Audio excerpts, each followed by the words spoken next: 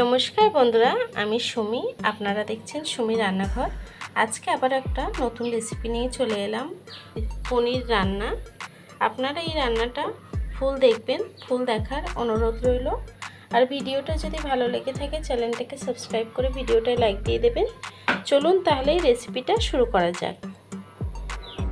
আমি পনিরের তরকারিটা রান্না করার জন্য একটা বাউল নিয়ে নিয়েছি। দিয়ে দেবো 1 বাটি দই। তো এর মধ্যে কিছুটা মশলা দিয়ে নেব। দিয়ে দেবো একটু ধনে গুঁড়ো, দেবো 1 চামচ জিরের গুঁড়ো, সামান্য একটু হলুদ গুঁড়ো, দিয়ে দেবো 1 চামচ ঝাল লঙ্কার গুঁড়ো,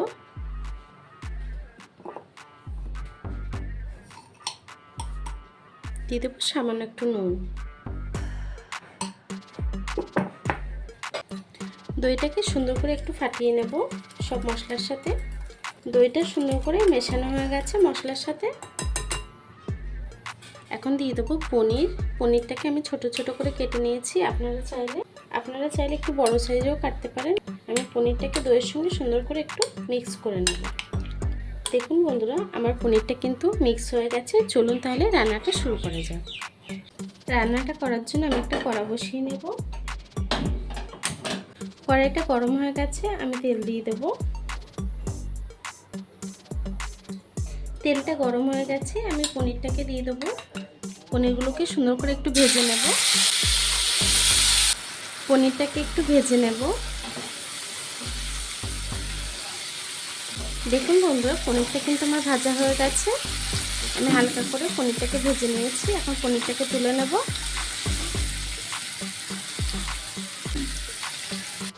এই তেলের মধ্যে দিয়ে দেবো সামান্য একটু বাটার,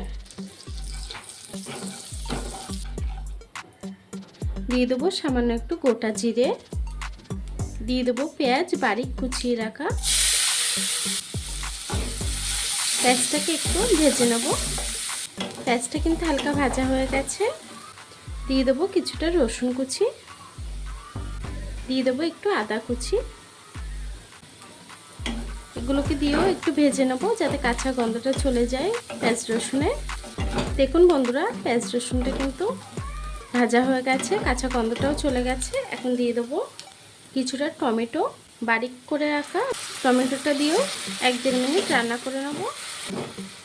গুঁড়ো মশলাগুলো অ্যাড করব। দিয়ে দেবো 1 চামচ ধনে গুঁড়ো, দিয়ে দেবো 2 চামচ জিরে গুঁড়ো, দিয়ে দেবো সামান্য একটু হলুদ গুঁড়ো, দিয়ে দেবো স্বাদ মতো নুন, দেবো 2 চামচের মতো ঝাল লঙ্কার গুঁড়ো, দেবো সামান্য একটু জল যাতে মশলাটা পুড়ে না যায়, গুঁড়ো মশলাটা যাতে পুড়ে না যায়। এখন সব কিছুকে একসাথে একটু কষিয়ে নেব। মশলাটাকে একটু কষিয়ে নেব যতক্ষণ তেল না ছাড়ছে মশলা দিয়ে। দেখুন বন্ধুরা, মশলাটা কিন্তু সুন্দর করে কষানো হয়ে গেছে, তেল ছেড়ে দিয়েছে। এখন আমি ওপর থেকে সামান্য একটু চিনি দিয়ে দেবো টেস্টটাকে ব্যালেন্স করার জন্য। মশলাটা কিন্তু সুন্দরভাবে কষানো হয়ে গেছে। এখন দিয়ে দেবো পনির।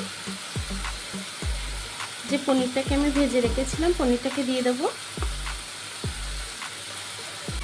পনিরটাকে দিয়ে দিয়েছি। পনিরটাকে দিয়ে একটু মিক্স করে নেব মশলার সাথে। পনিরটা দিয়েও কিন্তু একটু মিক্স করে নিয়েছি। এখন দিয়ে দেবো জল, দিয়ে দেবো কিছুটা জল।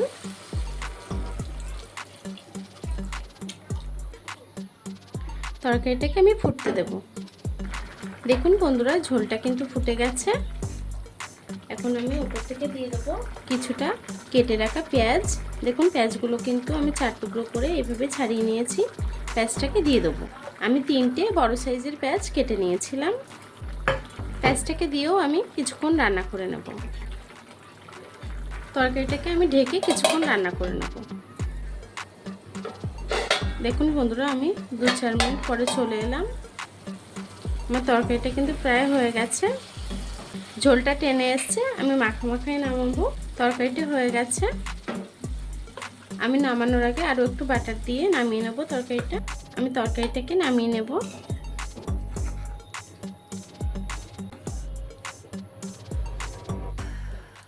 দেখুন বন্ধুরা, আমার পনিরের তরকারিটা কিন্তু হয়ে গেছে। কেমন হয়েছে কমেন্ট বক্সে জানাবেন। আর এতক্ষণ ধরে আমার এই ভিডিওটা দেখার জন্য আপনাদেরকে অসংখ্য ধন্যবাদ।